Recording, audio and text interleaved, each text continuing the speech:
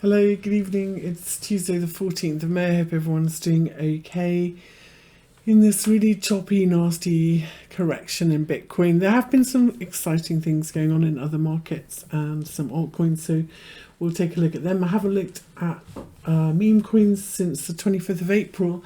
And then when we looked at them, we had a really nice setup in PEPE, so with a bull flag. It's reached its first target, so we'll take a look at that, see what's next for PEPE and some of the others. And we will take a look at GameStop. Is there going to be some more upside? I really like the setup on the MicroStrategy chart, Apple. We'll take a look at AMC and BlackBerry, which have also had a bit of a pop as well. So, a bit of a crazy week so far. Tomorrow we have some big news in the regular markets with the CPI. The PPI that came in today was pretty hot, so it could show that inflation is not going down as it should, and if that's the case, that could be a little bit of a downer for regular markets, and that could drag Bitcoin down some more. You know, the more that Bitcoin is in ETFs and futures and everything else, it's trading more and more like regular markets, so we need to watch out for that. So with that said, let's take a look at where we are in Bitcoin. Oops, not need to do this. So big picture, we still are in this sideways consolidation pullback from the highs that we made earlier this spring, and sideways really at the kind of highs we made in 2021, April and November 2021. Normally, you know, when you see a market at new highs, you kind of want to see a shallow pullback, and that encourage new buyers to come in to push it higher. We haven't really seen that in Bitcoin. We've seen quite a lot of profit taking here, and a lot of this move low has been driven by outflows from ETFs or profit taking. Now, I have to say, you know, just with your naked eye, you can see that the upswings have been really strong, and these pullbacks sideways are choppy and overlapping. It is a really bullish corrective pattern. The problem is that an awful lot of, I don't know, maybe crypto Twitter, people I'm seeing are still really bullish, and sometimes when people aren't quite bearish enough, it doesn't mean we're ready to go up again. Sometimes we need a little bit of a shakeout or some blood, and that makes me a little bit nervous that we may see a bigger pullback. For me, the key level comes all the way from this low, and that's this 60,000, and this is on a weekly basis, and that's because it's this big 236 fib. There is the potential that we see a bigger pullback from here if we lose that 60,000, that round number 60,000 level. Now, if we're not retracing this swing, potentially I think 50% of this swing, maybe 56,000. But yeah, I think underneath 60,000, when you can see how many times we've dipped into this level and found support and bounced back up again, might cause a little bit of a shakeout. If we go down to the daily chart here, you can see that the daily 200 moving average, which normally you would see a reversion to, and this previous swing low is actually even lower, around 51,000. So that would actually line up with that bigger fib retrace level. So if I put that back on from the low in November 2022, that lines up, doesn't it, with the 38.2. So we validated this 236 fib by bouncing off it. I think if we get stuck underneath 60,000, because we've had a look underneath 60,000 already, haven't we, and bounced back up again. But if we were to get underneath 60,000 and it became resistance, in other words, we tested it from underneath and got pushed lower, 51,500 for me might be where we come back to. And that would be a really great opportunity, you know, the 200-day moving average. So just watch out that this doesn't turn into a little bit of a bigger shakeout. Pretty much everything is having a bigger pullback. ETH, all of the bigger markets that we look at, ETH has already pulled back more than that 236 fib retrace. We are not at new highs in ETH, and I think if we lose 28.64 for me, which has been, you know, a pretty key support level for more than a month, 24.85 would be the next level I'm looking down in ETH. So let's see if we hold these lows or if we have a little bit of a bigger shakeout. Now, Last time I looked at the meme coins was the 25th of April, and we really liked the flag pattern here. I'm a big zigzag girl, right? So that means 3 wave corrections. And if I look at it like this, sometimes, you know, we were looking at like this. I think the 25th of April was here. I was looking at a breakout and hold above this daily 50 moving average. This is a really good lesson about, you know, when you draw a declining wedge like this. So you've got 2 touches on the top here, and you draw this lower one. And if you've got converging lines like we have here, and you get a breakout, one of the first places it's likely to stall is if you draw your parallel channel from the other side. It's where you've got the equal channel. Elliott wave are really big on equal parallel channels, so not converging. And we saw a really good example of that here in PEPE. So if I take this away, you can see when we broke out from this trend line that it was this equal channel where we have a little bit of a stall and then broke out for real. Now, when you have a lovely 3-wave correction like this, the channel or flag, the first target is always the previous highs. And that is because this is where you see profit taking, and also because if this is a bigger correction, so we've got 3 waves down, 3 waves up, and we do another bigger 3 waves down, it's one of those levels that you tend to stall at, and Bitcoin loves to do it, and crypto loves to do this kind of retest of big highs and lows, false breakout things. So at the moment, we haven't pushed through it in PEPE. If we are going to keep going, what I would really like to see here is a nice shallow correction that doesn't pull back too far, a little bit of sideways consolidation, and then again, not take out these swing lows, not take out the daily 20 moving average, and then continue to push higher. But if you bought the breakout here, or if you bought this or a big holder, this is just kind of one of those levels. Watch that it doesn't turn into a bigger reversal. And that reason is we potentially with this, you know, sometimes 5th waves get truncated or fall short, and this would be one of those. So we would count 5 from the low and say this 5th wave maybe is truncated here, which could be a little bit of a problem. But otherwise, yeah, this is looking really good and pushing through, pushing higher, pushing above these highs from March. Would be, yeah, let's hope it's a bit of a mean shot for PEPE. So what about some of the other coins? Well, first off, SHIB Inu is one that potentially has a bit of a similar pattern. So big picture, this one has made a very nice 3-wave correction from the highs that we made in March, bouncing from this 61.8 fib level. And I've measured this fib retrace from the lows that we made in June last summer, and you can see that these levels were validated. We bounced from the 236 fib, bounced from the 38.2, sorry, bounce from the 50%, bounce from the 38.2, and here we are in the middle. One of the things about a 61.8, 38.2 sideways range is the market tends to consolidate. So very often in this range, you'll go in between the two, and then you'll look for the 50% level in the middle to be support. So if we were to do a bigger 3-wave correction here, I would then look for a pullback to that 50% to be support, to keep going higher in SHIB Inu. And you can quite often consolidate in this zone for a while, but it would be pretty bullish, and this isn't a bad place to bounce from. So I would say if we're going to see a bigger swing higher in this one, first target is going to be this daily 50 moving average and this really strong support and resistance level at 25.55. But above 25.55 we should see 3,000, and that would then put us in this golden ratio zone between these fib levels, and a pullback that holds above 25.55 and moves above 3,000 would likely say that this whole correction is over. And then just like PEPE, we'd be looking for a retest of these highs and perhaps next big swing higher in SHIB Inu. What about DOGE?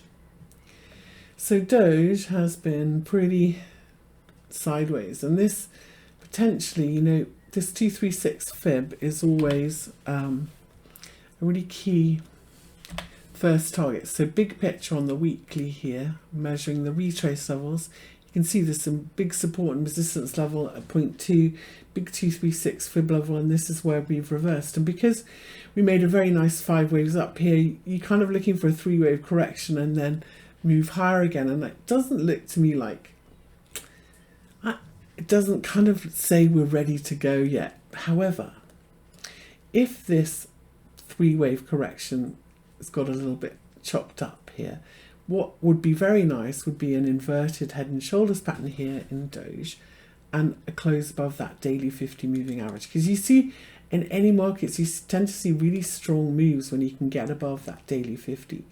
And so that would be above 0.17. Potentially a very nice inverted bullish head and shoulders pattern. And I'm not sure that I would be tempted to buy this one unless I saw it do that.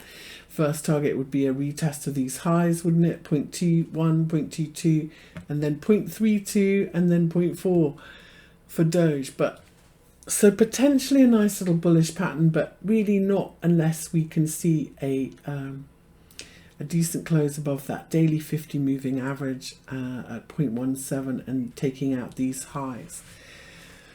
So what about with dog with hat? Dog with hat is not calling, it's not speaking to me today. Let's see. Now on this daily chart, so just like we talked about in Shiba Inu and this 61.8, so I've measured my fibs from the low that we made in March to the high low, this first low to high here on the weekly. I'm looking at a Binance chart. This, we are in the middle here in this 61.8, 38.2 zone, and this is a really good example of what I mean. We did one swing from the 61.8 to the 38.2. We came all the way back, tested it again. We've done another swing, which makes me kind of nervous as like 3, but we're stuck in this box and headed back to the bottom of it. And so this is our golden ratio consolidation zone. This is what it looks like, and this is what unfortunately happens. So important support here at 24.74, but 61.8 fib levels are messy. What might happen here is we come down to this 786 fib level, and that would make a bigger Gartley pattern, and that would mean that our key level to look to hold is 1.82. So I'm not bullish this one, and I think that there is quite a good chance that we drop down in this one if this little flag pattern breaks. And underneath 2.47, we could see 1.82 before with hat makes a bottom. One more chart that's quite interesting. A friend of mine's really liking this one, been scooping it up. So this is Kittenheimer, KHAI. You know, there is stuff that's doing really well at the moment. I have to say, all those little coins or tokens on Sol are doing really well. What I kind of like about this one is when I look at it big picture from the low here in March, it looks like 5 waves up, and it looks like potentially a 3-wave correction. As you know though, I'm a big fan of equal measured moves, and we're not quite at that equal measured move level in this one yet, are we? Got a little bit lower. We haven't quite reached it. So, but it is a pretty good sideways range, and clearly there, every time we see dips down into this price from the origin opening highs here around 0.9, the buyers come out. What will tell us that we are on our way up again to the top of the range? I'm going to say above this date, very newly minted daily 50 moving average and 236 fib from this high. And that's at 1.15. Holding and closing above 1.15 to me says we're on our way up. We've already knocked back there once, but I like how we're above these hourly moving averages. So if we go sideways and close and continue above 1.15, back to the top of the range, and potentially in this one, this three-wave correction could be over. Now there are some other charts that I like out there. One of them is pretty good for Bitcoiners, MicroStrategy. Let's take a look at what's going on with these charts. Let me find out. There have been so many funky ones I've been looking at today. So here's a really nice textbook pullback. So this is a 4-hour chart. If we look at this on the daily, this has got a little bit of work to do to be bullish, to be going up again, and we are underneath our moving averages, and it's possible that we fail here. However, I kind of like at least to look for at least a 3-wave rally from here. And if we look at this on the weekly, we're holding the weekly 20 moving average. We're holding above the highs from 2021. There's a lot of reason for me that MicroStrategy could see a really nice move here. So let's go down to those lower time frames that I'm looking at and see why. Now, when I look at this on a 4-hour, potentially we are setting up a pretty nice inverted head and shoulders pattern, and we are reversing these lower time frame moving averages. Now, very often it's not an inverted head and if an inverted head and shoulders or a head and shoulders fail, it's usually because you're just looking at it's a 3-wave correction and not that bottoming pattern that you're looking for. So if we were to fail in this one, we would measure from this low to this high and project it from here and say, gosh, back to this 1500 level would just be a 3-wave correction, and then we continue lower in this one.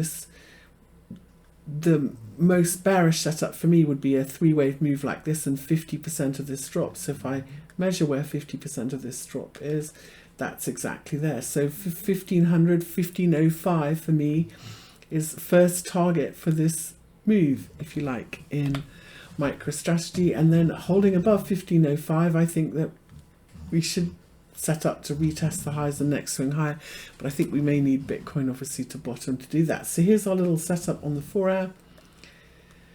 Here we are bunching up, and if we look at this even on an hourly, you know, these 3-wave corrections really work. For me, it's looking pretty like nice 5 waves up and a 3-wave pullback. So above this hourly 200 moving average, a breakout from this little channel. I'm going to be looking for 1505 in MicroStrategy.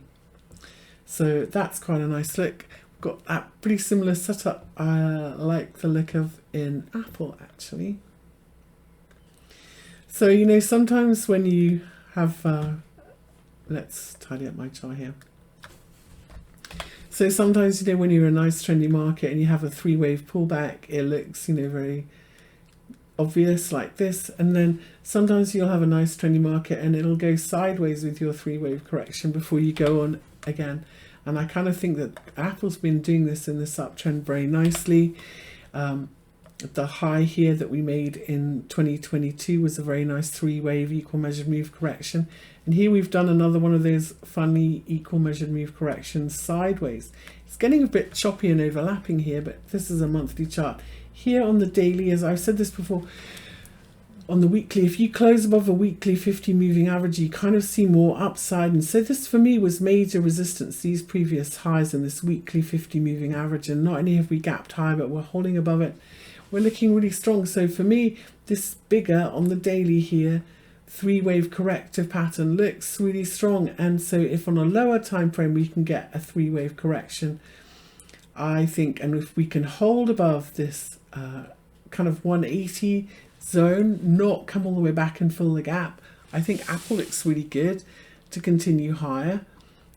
Back to the range highs as well, and this 3-wave correction is over, and we should see new highs from Apple. It's just a matter of stalking an entry in this one. So what about GME that everybody has been talking about? Well, I held back commenting on this one because I really wanted to see what happened at this 236 fib level, because it's just kind of one of those key levels. And if we look at where we closed last night, we closed underneath it, and I wanted to see if this was going to turn into a bigger bearish reversal. But we've popped above it. And also we could also argue that this is a big kind of 3-wave correction in GameStop. So could we see more upside? Yeah, this has popped out to the monthly. Let's have a look. Now, when you get above those, so we validated this 236 fib, right, by the reaction yesterday and by it being support today. And when you do that kind of, you know, you're then going fib level to fib level, and the 50% is next. And that's exactly where we reversed today. And this horrible reaction, you know, is very hard to trade. So you kind of have to look for lower time frame entries. For me, I'm a really big fan of Heikenhashi. You pull back, mark your levels, you wait for the pullback, wait for the red to be overturned, green jump in, you know. And so one of the things though about when you're reversing at a 50% level is you usually look for a 50% pullback the other way, and that looks like exactly what we have done here in GameStop. So if we go from this low to high, we pull back 50%. So mean reverting markets tend to keep mean reverting. So we reverse at a 50%, we pull back to a 50%. Where should we bounce to here?